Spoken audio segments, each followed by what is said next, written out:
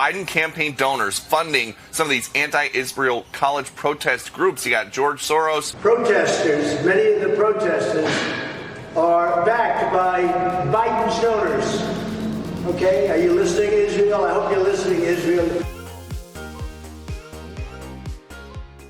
Protests across college campuses continue in certain states. In other states where they have Republican governors, well, they've been cleared out, all except for California. Shocking, isn't it, that at UCLA they got cleared out? I wonder if Gavin Newsom actually understands the writing on the wall. That wasn't the LAPD that cleared off the UCLA campus. No. That was the California Highway Patrol. That's a state police force under the control of the governor. You think Gavin Newsom gets it? You think Gavin Newsom's running for president? Everyone else doesn't get it, though. They love the protest. George Washington University right in D.C., they're going nuts, man. Have you noticed how organized they are? Have you noticed how well-financed they are, how coordinated they are? Of course you have. We've been talking about it and watching it for weeks now. Of course they're well-financed and coordinated across state lines. They all have the same tents. They all have the same pre-printed signs. They all have the same tactics. It's completely coordinated. But Politico just woke up from a haze, had an article this weekend that says, hey, these protests seem coordinated. And then they started looking into, who paid for those signs and who's funding some of the training and some of the coordination. And, well, looky there. All donors to Joe Biden's political campaign. They're also donating to the organizations funding the protests. President Joe Biden has been dogged for months by pro-Palestinian protesters calling him Genocide Joe. But some of the groups behind the demonstrations receive financial backing from philanthropists pushing hard for his reelection. The donors include some of the biggest names in Democratic circles: Gates, Soros, Rockefeller, and Pritzker, according to a Politico analyst. And you look at the numbers of Biden campaign donors funding some of these anti-Israel college protest groups. You got George Soros, $300K in December, $350K in November, $250K in September. Susan Pritzker, $3,300 in October. Nicholas Pritzker, $3,300 in November. And David Rockefeller Jr. in September, $10,000. And that is as some Democrats say they are eager to vote in favor of a House bill that adopts the Holocaust Remembrance Alliance's definition of anti-Semitism as law. All right. So that's the story as reported this morning by Peter Doocy on Fox and Friends. Take a look at that Politico headline again. It's so precious. I love it. Pro-Palestinian protesters are backed by a surprising source. Biden's biggest donors. Literally no one is surprised by that, dude.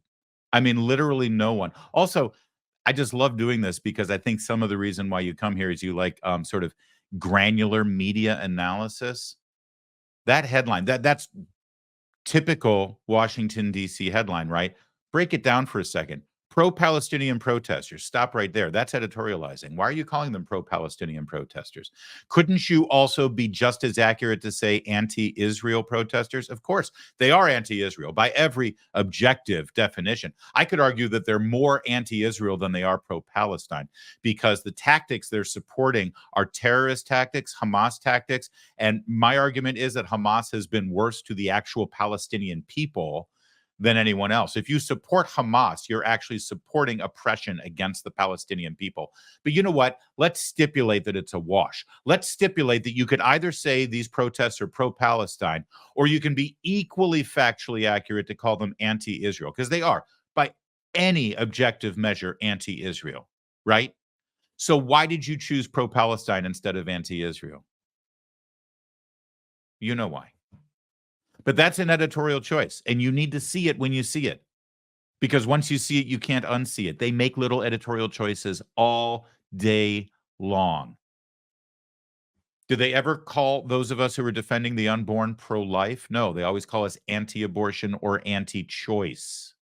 Anti-choice. Anti-abortion would be accurate if you called the pro side pro-abortion, right? This is what they do.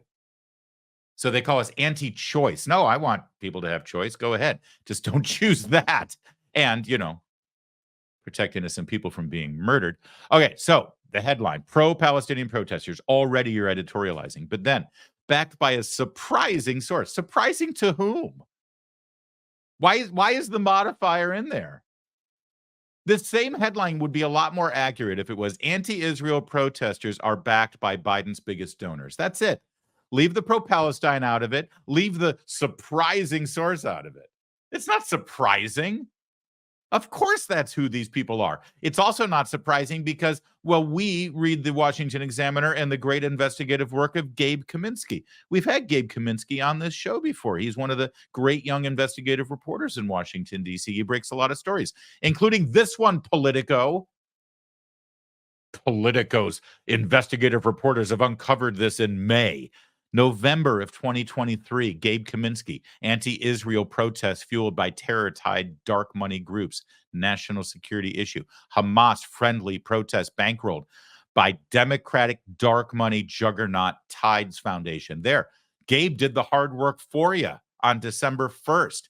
Democratic dark money giant behind anti-Israel protest has scored $81 million in taxpayer dollars. But no, Politico has just discovered America. And they've realized 6 months after Gabe Kaminsky did the original journalisming that giant Democrat groups are funding the Hamas protests. Guy Benson wrote it up for us over at Town Hall.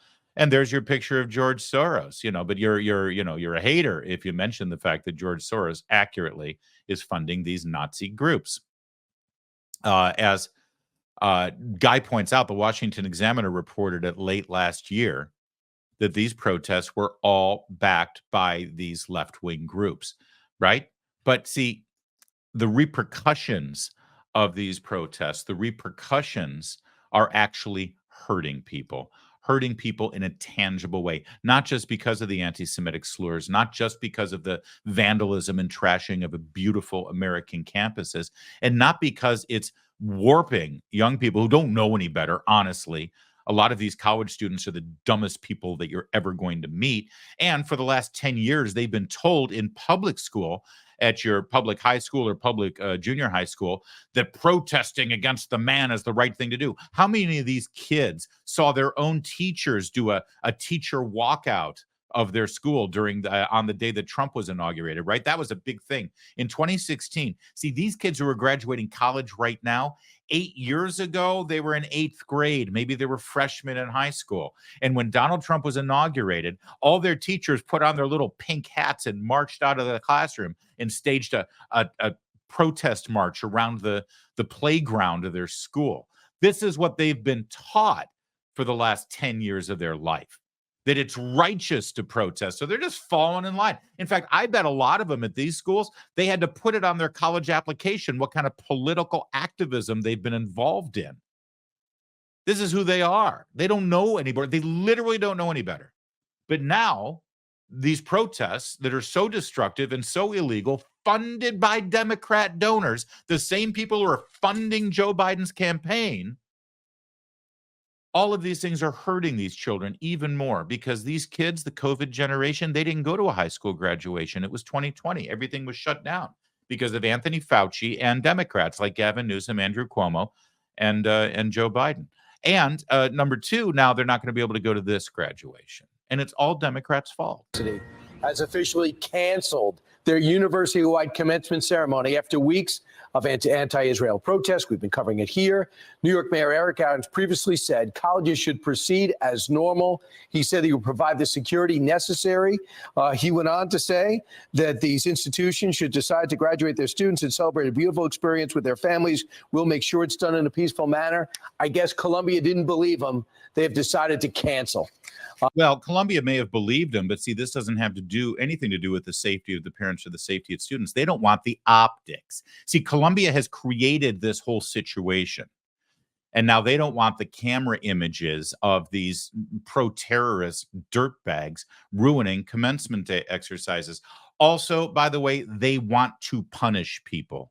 Yeah, that's right. You don't have a graduation this year, and it's Bibi Netanyahu's fault. You don't have a graduation this year, and we're blaming Israel. We're blaming the Jews. That's what side they're on in this argument. Which brings us back to Donald Trump this morning, who started commenting on this. I'm hoping the judge is going to let him do this. Is he allowed to comment on world affairs? Is he allowed to make comments about the protesters, Judge Merchan? Now, it just came out, Columbia just canceled their commencement, Axios. Columbia just canceled their commencement. That shouldn't happen. And it also came out that the protesters, many of the protesters, are backed by Biden's donors. Okay, are you listening, Israel? I hope you're listening. Now, it just came out. Yeah, so he's got these here. By the way, I love that our show prep gets printed out for Donald Trump every morning, and he gets to check them all out. I think that's the case. Or he listens to my morning radio program on WMAL in Washington, D.C. But here's the best punchline about all of these left-wing anti-Israel protests that are funded by the Democrats. You see, they're actually hurting Joe Biden. At the same time, they're funneling tens of thousands and hundreds of thousands of dollars into both the Biden reelection campaign and these anti-Israel, pro-Hamas, illegal anti-Semitic encampments around the country. These foundations are actually hurting. The foundation's funding of the protest is hurting Joe Biden. As Sarah Arnold wrote up at the tip sheet at Town Hall this weekend, Genocide Joe, his chances are looking bleak, partly because of the very people who are being funded and being affected by this. You see, at George Washington University, they projected Genocide Joe up on the side of the building. We showed you on Thursday when the "Let's Go Brandon" chant came out. Oh, that was on the Friday show, on the roundtable show. Both the pro-Israel and pro-Hamas side at the University of Alabama Quad all started chanting in unison, "Joe Biden, Joe Biden." It was beautiful because one thing they can agree on is this guy is a disaster. I mean, for different reasons, but a disaster nonetheless. And that's why the tide is turning already. Now, it's May, it's early. The election is 6 months away. But take a look at how ABC News covered one very interesting poll that specifically showed groups that Joe Biden and all Democrats historically have counted on and desperately need to win this November.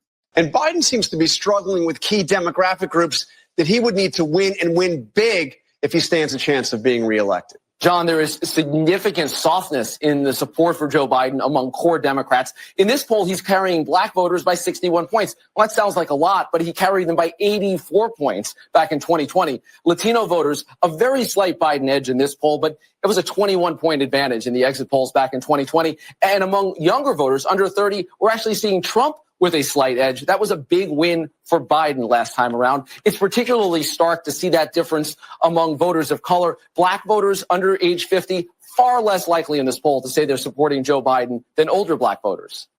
Take a look at that last number there. Oh, where'd it go? Hold on. Right there. The under 30 vote. Trump is winning voters under 30. He's up 5 points right now. In 2020, Biden won those by 24 points. That's a 30-point swing with young. Honestly, as long as I've been following presidential politics, I cannot remember a time when the under 30 vote went to the Republican of any flavor. Maybe 1984 Ronald Reagan with the Reagan Youth Movement that I was a part of, although I was still too young to vote. Maybe then. I mean, that's extraordinary. That's astounding. And a lot of the connection comes back to young people recognizing the truth of the matter when it comes to Biden's incompetence in foreign affairs and national security with these Hamas protests, or also because they realize that they can't afford to live a normal middle-class life right now, despite the fact that at 30 years old, you should be able to. But in Biden's inflationary Bidenomics America, you can't do it. That's huge. It might be another reason why you end up seeing Kamala Harris get the nomination in the long run. The good news is, though, if you do go to an Ivy League school and you're worried about the fact that you can't graduate, worried about the fact that your entire senior year or final year has been disrupted by all of this, look on the bright side. Imagine what a pathetic, sad, embarrassing, arrogant life you would have if you graduated from Harvard Medical School. Knowledge ain't fleeting. Space repetition, give me something to believe in. Pass all my tests, but I just skim the reading. In the food chain, we're the ones that eat you. Harvard Med ain't no bottom feeder. MD stands for my demeanor. Ask permission before I ever greet you. Does it radiate? Does it come with strain? Scale 1 to 10, can you rate the pain? When I knock the door, you ask who is it? You can check my code, it'll spell my name. Yeah, you're messing with some Harvard MDs. Found my best friends for life from this Harvard MD. Giving everything we got for this Harvard MD. Now from the top, make it drop, come get your Harvard MD. You got your offer, now say yes to this Harvard MD. We're talking doc, that's a Harvard MD. You deserve the spot, you got future Harvard MD. There's some dogs in this house. There's some dogs in this house. There's some dogs in this house. I mean, that just might be the cringiest thing that I've ever seen. And that's saying something. Have you all ever met anyone who went to Harvard? You know how they're just insufferable, right? I mean, you cannot get, we used to tease Ben Shapiro around the Breitbart News offices all the time because, you know, at any given moment, he would reference the fact that he went to Harvard Law. And to be fair, that was back when Ben was like 28, 29 years old. So it was a recent memory still. But it's like, anyone who went to Harvard, you know how to know if somebody went to Harvard? Just wait around for about 10 minutes and they'll let you know. This is who they are. But that, what we just had to witness, I mean, if Harvard Medical School is so great, why do they need this hype video to convince people to go there? That's shockingly bad. I'm no hip hop master, but I think I could rap better than that. It's like the bus and truck tour of Hamilton where they cast Kevin Sorbo to rap as Alexander Hamilton. No offense, Kevin, you're a great actor, but you know, let's face it, I don't think hip hop is necessarily in your wheelhouse. It's not one of your triple threats. You know what I'm saying? Also, real fast, I'm supposed to be excited about these medical students who are still wearing COVID masks. Why is it I know more about virology than they do? They went to Harvard Medical School. Look on the bright side. They're on the right side of the Hamas issue. They may be cringy, they may be awful, they may be terrible rappers, they may be completely misguided, but at least they support terrorists. Next time you got to pick a doctor from your HMO, if it says they went to Harvard Medical School, move on. Go elsewhere. I think you'll be happier.